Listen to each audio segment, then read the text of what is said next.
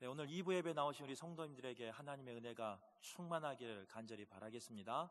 또 밖에 단비가 내리고 있는데요, 그 단비가 내리듯 그 단비가 대지를 적시고 또 생명을 살리듯 우리 성도님들에게 하나님의 성령의 단비가 임하시고 나의 마음과 나의 육신과 나의 영이 살아나는 오늘 되시기를 간절히 바랍니다.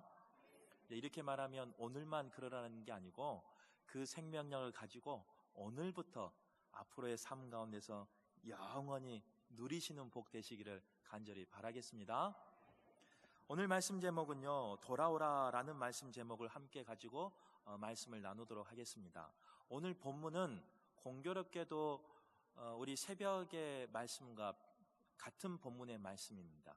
새벽의 말씀은 10절까지인데 1절에서 4절까지 보고 있고, 이 에레미야 말씀은요, 저희가 계속해서 지금 새벽마다 말씀을 나누고 있는, 묵상하고 있는 말씀입니다.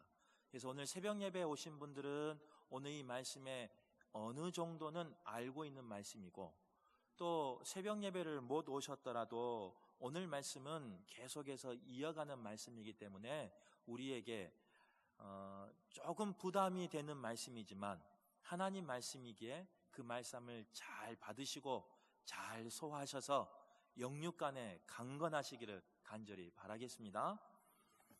이스라엘은 솔로몬 이후에요, 북이스라엘과 남유다로 나눠졌습니다.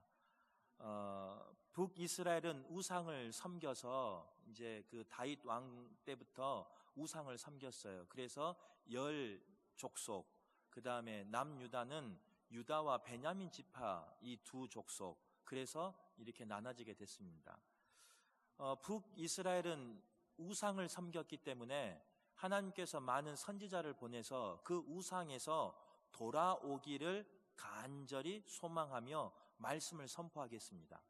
또 특별히 우리가 알고 있듯이 호세아라는 선지자가 대표적인 선지자인데요, 그 호세아라는 선지자는 자신의 부인을 이 창기와 같은 여인을 만나게 합니다. 그리고 결혼하게 하고 그 북이스라엘이 바로 그런 사람들이다 라고 말씀하면서, 그럼에도 불구하고 나는 기다리고 나는 사랑한다 라는 그 하나님의 사랑을 전하게 했습니다. 그런데도요, 이 호세아의 말씀이 선포됐음에도 불구하고 북이스라엘은 하나님의 말씀을 받아들이지 않습니다.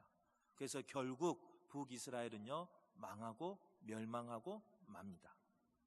오늘 이 본문을 기록한 에레미야는 그 북이스라엘이 멸망하고 100년 정도 뒤에 활동했던 선지자입니다. 그런데 이 100년 뒤에 활동했던, 남유다에서 활동했던 이 에레미야 선지자가 활동했던 그 시기가요, 결코 좋은 상황은 아니었습니다. 왜냐하면 하나님께서는 남유다도 우상 숭배를 통해서 하나님과 멀어졌기 때문에 그 유다도 심판하기로 작정하고 있었던 시기였어요. 그래서 심판을 앞두고 있는 상황 속에서 이 에레미야가 활동하고 있었던 상황입니다. 그리고 이 에레미야는요, 이 남유다가 바벨론 제국에 멸망하는 것을 또 보며 또 그것을 선포하며 살았던 선지자가 바로 에레미야 선지자입니다. 나라의 위기 상황에서 하나님의 말씀을 선포해야 했었고요, 또 오늘 망할지 내일 망할지 언제 망할지 모르는 그런 상황 속에서 하나님의 말씀을 전해야 되기 때문에 결코 쉬운 상황은 아니었습니다.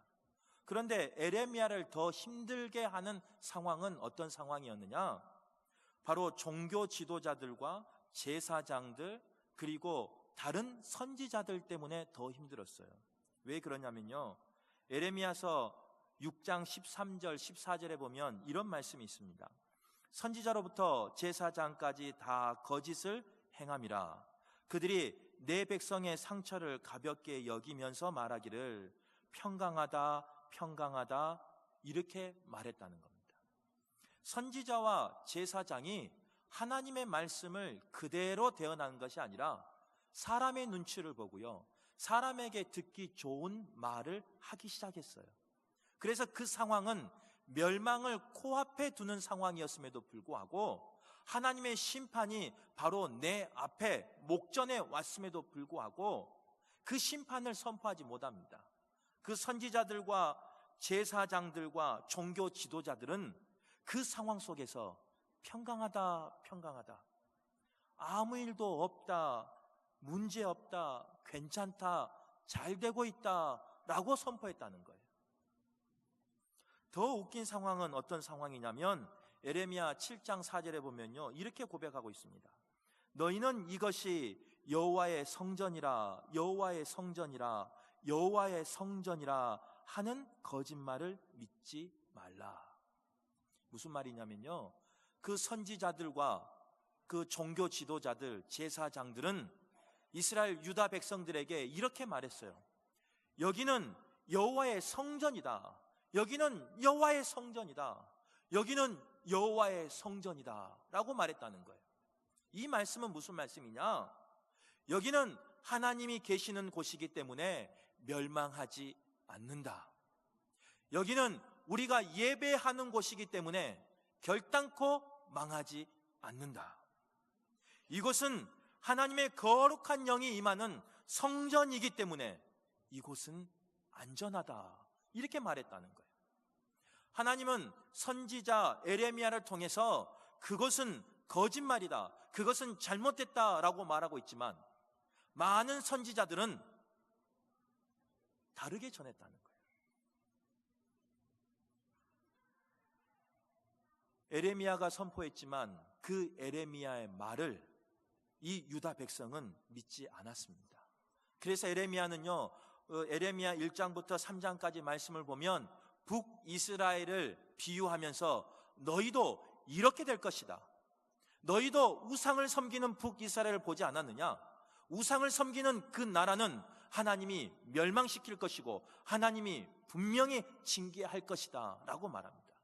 그랬더니 이 유다 백성이 에레미야 3장 끝자락에 가서 그들이 회개하기 시작합니다. 하나님에게 돌아오기 시작합니다. 그런데 그들의 그 모습은요, 속과 겉이 다른 모습이었어요. 겉으로는, 입술로는 회개하고 돌아온다고 말을 했어요. 그러나 그들의 마음과 그들의 삶은요, 한쪽 다리는 어디에 걸치고 있었느냐? 아직도 우상에게 걸치고 있는 상황이었어요. 입술은 하나님만 섬기며, 입술은 하나님만 바라보며, 입술은 하나님을 위해서, 기쁨을 위해서 산다고 고백했지만 그들의 삶은 그렇지 않았다는 거예요. 한쪽은요, 여전히 세상을 향해 있었고, 한쪽은 여전히 우상에게 나의 모든 것을 바치고 있었고, 한쪽은 여전히 주님을 떠나 있었던 삶이 바로 이 유다의 삶이라는 거예요. 그런 상황 속에 오늘 본문은 어떤 내용이냐면요, 이런 내용이에요. 너희들의 그 잘못, 너희들의 그 우상숭배, 너희들이 말하는 그 회개, 진정한 회개다면 회개 증표를 내라라는 거예요. 그래서 하나님이 말씀하신 그 회개의 증표 4가지를 너희가 가지기를 원한다라고 선포한 말씀이 오늘 본문의 말씀입니다. 그렇다면 우리의 삶 가운데 우리가 가져야 할 회개의 징표 4가지는 과연 무엇일까? 첫 번째는요, 가증한 것을 버리고 흔들리지 말라는 거예요. 오늘 여기 말씀에 가증한 것은 유다 사람들이 하나님을 대신해서 섬겼던 우상들을 말합니다. 우상을 버리고 하나님에게로, 살아계신 하나님에게로 돌아오라, 이 말이에요. 에레미야서 3장 11절 이하의 말씀에 보면요, 유다 백성을 이렇게 표현합니다. 남편을 배반하고 다른 남자를 만난 음행한 여인과 같다라고 말합니다. 사랑한 남편이 있어요. 서약한 남편이 있어요. 그럼에도 불구하고 그 남편을 배반하고 다른 남자를 만난 행음한 여인을 빗대어서 유다를 설명한 거예요. 그런데 그 모습은요, 유다 백성의 모습에서 끝나지 않아요. 우리의 모습이 그렇다는 거예요. 하나님을 나의 신랑으로, 나의 구세주로 모셨지만, 고백하지만 때로는 우리는 그 하나님을 배반하고요, 그 하나님을 멀리하고 그 하나님을 잊어버리고 세상의 것에 정을 두기도 하고 세상의 것에 나의 소망을 두기도 하는 우리의 모습을 말하는 겁니다. 그러면서 3장 22절에서 25절에 보면 에레미야가 회개 기도를 올립니다. 그랬더니 하나님이 이렇게 말씀하십니다. 다시 그들이 돌아오기만 하면 받아주겠노라. 이게 우리에게 주시는 소망의 말씀이에요. 때로는 우리가 부족하고 연약하고 죄를 짓는 죄인이지만 하나님은 어떤 분이시냐? 우리가 돌아오기만 하면 우리를 받아주시는 분이시다는 거예요. 우리의 삶 가운데 하나님에게로 돌아오는 은혜가 있기를 간절히 바랍니다. 그래서 하나님의 용서하심과 하나님의 그 회복하심의 은혜를 누리시는 복된 분들 되기를 간절히 바랍니다. 그런데 우리가 이 회개를 말할 때 많은 분들이 이렇게 생각한 분들이 있습니다. 회개를 말할 때요, 그냥 말로만 또 용서만 구하면 된다라고 생각하시는 분들이 많이 있어요. 그러나 진정한 회개는 그렇지 않다는 거예요. 진정한 회개는 뭐냐? 하나님 앞에 나의 삶을 완전히 돌이켜서 방향을 전환하는 거예요. 입술의 고백에서, 입술의 결단에서 끝나면 안 돼요. 회개는 나의 삶을 돌이키는 거예요. 그런데 이 유다 백성은요, 돌이키지 못했어요. 돌이키면 사는데, 돌이키면 하나님이 받아주시는데, 돌이키면 하나님이 사랑으로 감싸주시는데 유다 백성은 돌이키지 못했어요. 그런데 여기서 참 익숙한 모습이 나와요. 그 돌이키지 못하는 모습이 어디서 많이 보는 것 같아요. 누구의 모습일까요? 말씀을 잘 안 하셔요. 물어보면 누구의 모습이냐면요, 나의 모습 그러면 좀 기분이 나쁘잖아요. 찬양대가 이쪽에서 안 되겠네. 옆에 사람, 저 사람의 모습이 그래요. 잘 봐봐요. 신앙생활 할 때 저 사람 보면요, 우리 목사님 이야기한 저쪽 말하는 거예요. 저 사람 보면요 꼭 그래요. 유다 백성과 같아요. 돌이킨다고 해놓고 회개한다고 말해놓고 그의 삶은 돌이키지 않는 모습이 꼭 저 사람 같아요. 그러죠? 아닌가? 저하고 다른 교회 다니신가요? 그런데요, 저 사람을 지칭하는 그 손가락질을 한번 따라가 봐요. 누군가 그 손을 나를 가리키고 있어요. 나는 다른 사람을 가리키지만 어떤 신앙인은, 누군가는 돌이켜야 할 사람이, 유다와 그 백성같이 돌이켜야 할 사람이, 회개할 사람이, 누군가는 나를 가르치고 있다고요.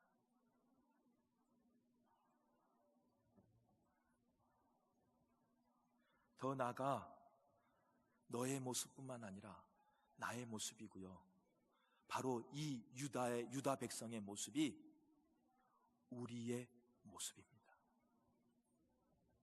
열왕기상 18장에 보면요, 우리가 잘 아는 이야기가 나옵니다. 갈멜산에서 그 대결한 이야기가 나와요.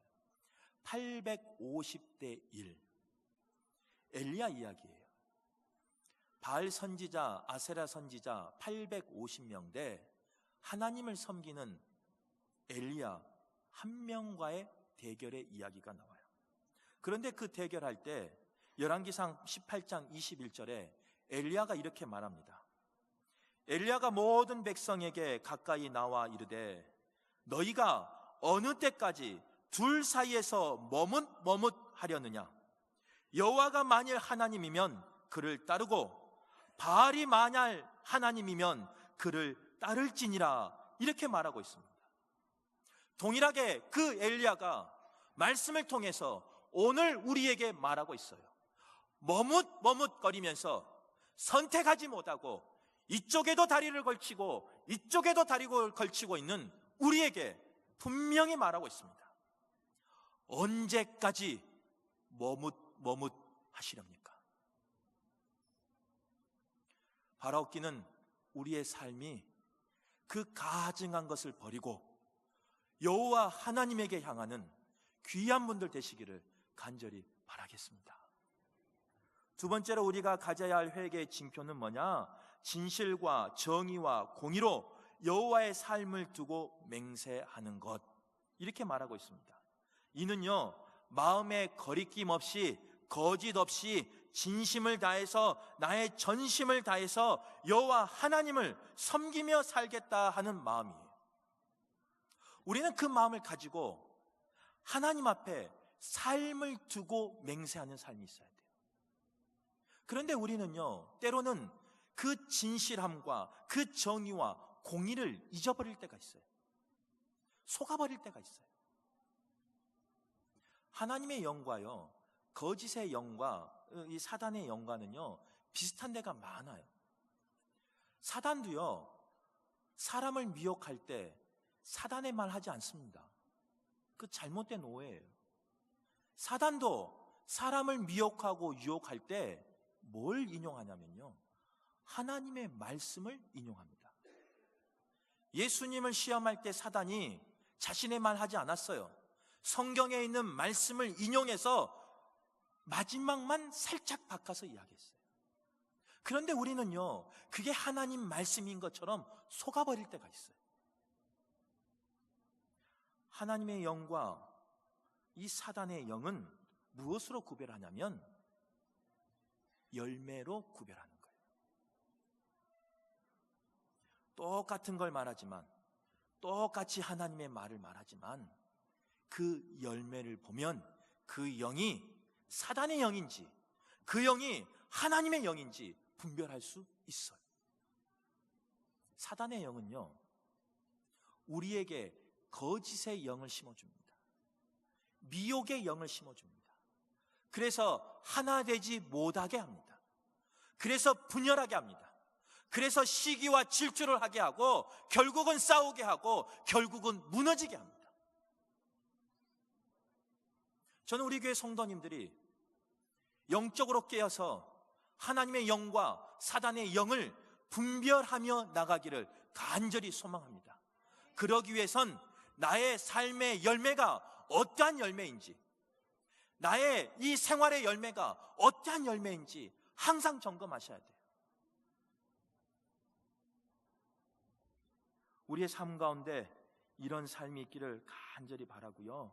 그 회개하는 그 삶 가운데 돌이킬 수 있는 그런 분들 되시기를 간절히 바랍니다. 사도 바울이 회개 설교를 했을 때 강조한 게 그거예요. 회개에 합당한 열매를 맺어라. 회개에 합당한 선한 열매를 맺어라. 사도 바울의 말씀이에요.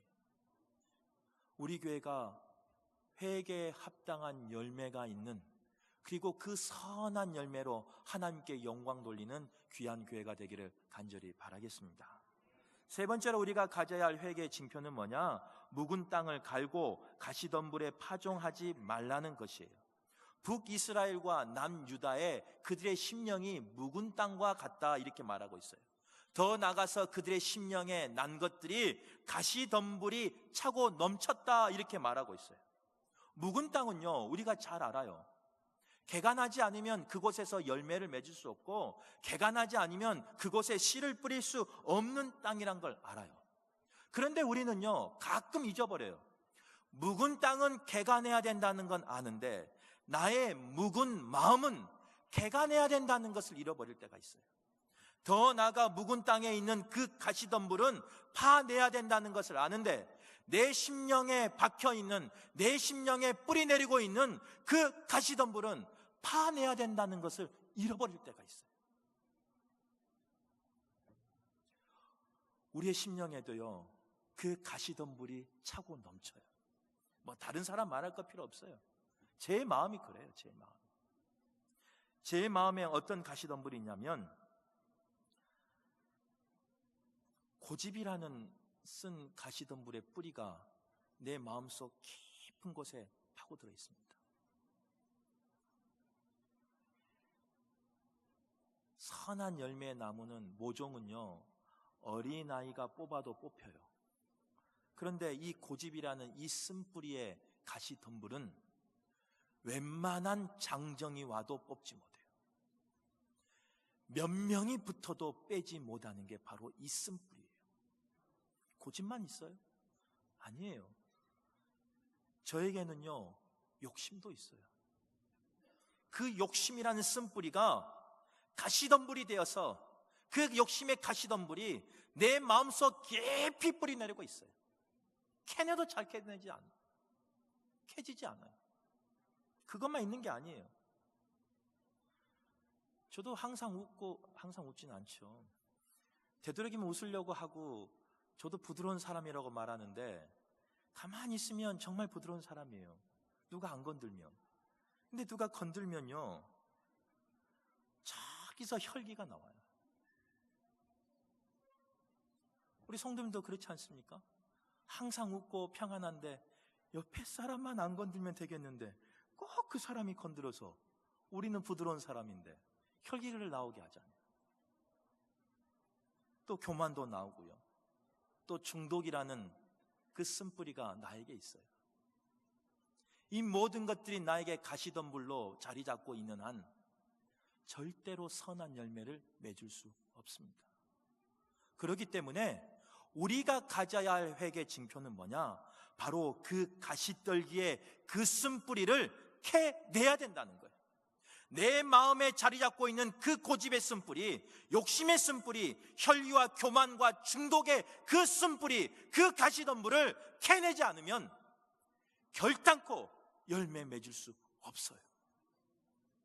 여기 계신 모든 분들이 내 심령 가운데 뿌리 잡고 있는 그 가시덤불을 캐내셔서 선한 열매로 하나님께 영광 돌리는 귀한 분들 되기를 간절히 바라겠습니다. 지지난주 금요 기도회 때 나누었던 말씀이에요. 이제 계속 말씀을 보니까 에레미야서 1장 10절 말씀에 보면요, 이런 말씀이 있습니다. 하나님의 나라를 건설하고요, 풍성한 열매를 심기 위해선 4가지의 부정의 동사의 과정을 거쳐야 된다라고 말씀을 나눴어요. 그게 뭐냐?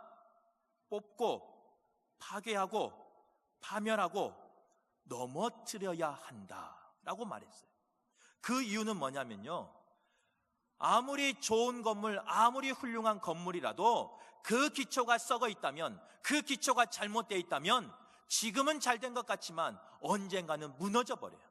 아무리 좋은 씨앗을 그곳에 심더라도 그 땅 깊숙한 곳에 그 쓴뿌리로 가시덤불로 가득해 있다면 자라는 것 같지만 열매 맺지 못해요. 그래서 우리의 삶 가운데 때로는 뽑아내야 되고 때로는 파괴하며 파멸하며 넘어뜨리는 단계를 거쳐야 된다는 거예요. 힘들어요. 어려워요. 하지만 하셔야 돼요. 저는 우리 교회가 힘들다고 피하는 것이 아니라 그 힘든 상황을 기도함으로 정면 돌파할 수 있는 귀한 교회가 되기를 간절히 바랍니다. 그래서 우리 교회를 통해 하나님이 역사하시고 하나님이 계획하시는 모든 일들을 이루시기를 간절히 바랍니다. 4번째로 우리가 가져야 할 회개 징표는 뭐냐? 마음의 가죽을 베고 여호와께 속하라는 거예요. 마음의 가죽을 벤다는 것은 우리의 마음의 할례를 말하는 거예요. 할례는 하나님과 이스라엘 백성과 맺은 언약입니다. 너희는 나의 선택된 백성이다. 너희는 나의 자녀다. 너희는 약속의 선민이다 라는 구별된 백성이다. 거룩한 백성이다 라는 약속의 징표예요. 그런데 이 당시에요, 이스라엘 백성만 할례를 했던 게 아니에요. 고대 근동 많은 나라들이 그 할례, 외형적인 할례를 동일하게 했어요. 여러 가지 이유로. 오늘 여기서 말하는 마음의 가죽을 베라, 마음의 할례는 이스라엘이 처음에 가졌던 그 할례의 마음, 하나님은 나의 하나님이시고 하나님은 우리와 약속하신 분이시고 나는 그 하나님을 의지하겠다 하는 그 마음을 지키라는 거예요. 그 마음을 회복하라는 거예요. 그런데요, 한번 생각해 보세요. 내 살에 살짝만 스크래치가 나도요, 종이에 비어도요 아파요. 그런데 마음의 할례를 하래요. 내 마음의 가죽을 베래요. 여러분, 수술하는데 피가 안 나겠어요? 그런데 그 피 흘리는 그 마음의 할례를 거쳐야지만 우리의 삶이 여호와 하나님에게 나아갈 수 있고 여호와 하나님을 바라볼 수 있는 거예요. 수술하는 게 무섭고 두렵지만 그 수술을 해야지만 내가 살아요. 그 수술하면 내 몸에 상처가 나지만 흉터가 남지만 그 흉터가 남더라도 상처를, 그 부위를 도려내야지만, 잘라내야지만 그 영혼이 살고 그 육체가 사는 거예요. 아무리 내 그릇이 깨끗하다고요, 아무리 좋은 그릇이 있다고 해도 그 그릇에 담겨진 내용물이 썩어져 버리고 냄새나고 상해 있다면, 그 상한 것을 그 그릇에 담았다면 그 그릇 또한 더러운 그릇이 되어버립니다. 바라옵기는 우리의 그 더러운 것, 우리의 그 죄악된 모습 아플 거예요, 잘라내면. 그러나 잘라내야 돼요. 그래야 살아요. 그래야 하나님 앞에서 쓰임받을 수 있어요.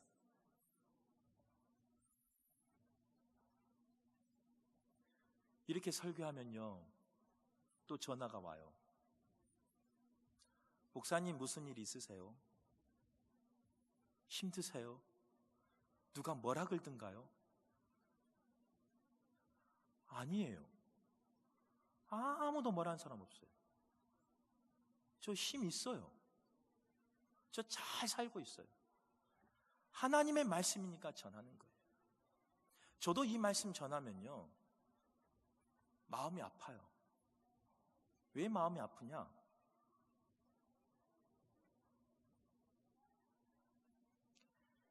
마음의 가죽을 베는 게, 피 흘리는 게 쉬운 일이 아니기 때문에 그래요. 어려운 일이에요. 힘든 일이에요. 내 몸에 상처를 내는 일이에요. 내 몸에 흉터를 가지는 일이에요. 그러나 그 마음의 가죽을 베는 일이 여호와 하나님에게 나아가는 일이라면, 여호와 하나님을 다시 만날 수 있는 길이라면, 그 여호와 하나님만 바라볼 수 있는 길이라면, 때로는 아프고 피나고 상처가 남아도 해야 돼요.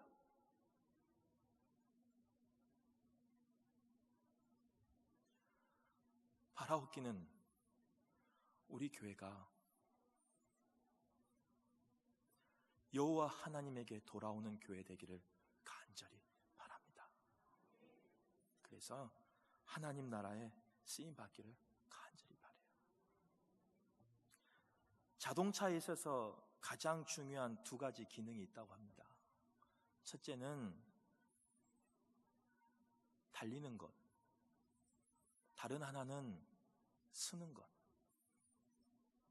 그래서요, 빨리 달리는 차는요, 브레이크가 있을 때 안전하대요. 그런데 어느 정도 속도를 달리더라도 그 차가 브레이크가 고장나고 브레이크가 없다면 그것은 안전하다 말하지 않습니다. 빠르다 말하지 않습니다. 그거는 뭐라고 말하냐면요, 위험하다 말합니다. 빨리 달리는 거 좋아요. 열심히 하는 거 좋아요.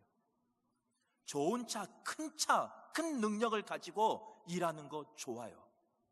그러나 브레이크가 고장나 있다면, 서야 할 때 서지 못한다면 그 큰 차, 그 좋은 차, 그 빠른 차가 누군가의 생명을 앗아갈 수 있고요, 누군가를 죽일 수 있는 위험한 차가 될 수 있어요. 그렇기 때문에 우리가 서야 할 때는 서고 가야 할 때는 갈 수 있는 그런 교회 되기를 간절히 바랍니다. 끝으로 기도 부탁하고 말씀을 마칠게요. 오늘 이 말씀에 자유로운 사람이 한 명도 없는데 더 힘든 사람이 누구냐? 담임 목사예요. 제가 앞으로 달려나가는데 행여나 하나님의 음성을 듣지 못해서 하나님이 서라 하는데 서지 못해 내가 위험이 될까 두려워요. 또 내가 열심히 일하다가 그 브레이크가 고장난 줄도 모르고 열심히 나의 열정을 다해서 일했는데 정작 서야 하는데 브레이크 고장난지도 모르고 달려갔어요. 그래서 누군가를 다치게 한다면, 누군가를 파괴한다면, 누군가를 무너뜨린다면 이보다 불행한 일이 어디 있습니까? 그래서 우리 성도님들이 꼭 담임 목사를 위해서 기도해 주시기를 간절히 바랍니다. 목사가요, 하나님의 그 음성을 영적으로 분별하여서 나아갈 때는 나아갈 수 있고 설 때는 설 수 있는, 제어할 수 있는 그런 목사 되게 해달라고. 그래서 우리 교회가 당회와 목회자 중심으로 해서 정말로 하나님에게 귀하게 쓰임받게 해달라고 기도하시는 우리 성도님들 되시기를 간절히 바라고, 더 나아가는 우리 성도님들 또한 그렇게 쓰임받기를 간절히 바라겠습니다. 기도하겠습니다. 하나님 아버지, 감사합니다. 전할 수 없는 말씀이지만 주의 말씀이기에 전하였습니다. 부담스러운 말씀입니다. 나누고 싶지 않은 말씀입니다. 그러나 하나님 말씀이기 때문에 이 시간 나누었으니 주께서 이 말씀대로 살아내는 저희들 되게 도와주시고, 이 말씀대로 살아 하나님에게 귀하게 선하게 쓰임받는 우리 교회 되게 하여 주시옵소서. 그래서 마지막 때 하나님의 역사를 이루며 하나님에게 착하고 충성된 종이라는 칭호받는 저희들 다 되게 하여 주시옵소서. 모든 것 주께 감사하며 예수님 이름으로 기도드립니다. 아멘.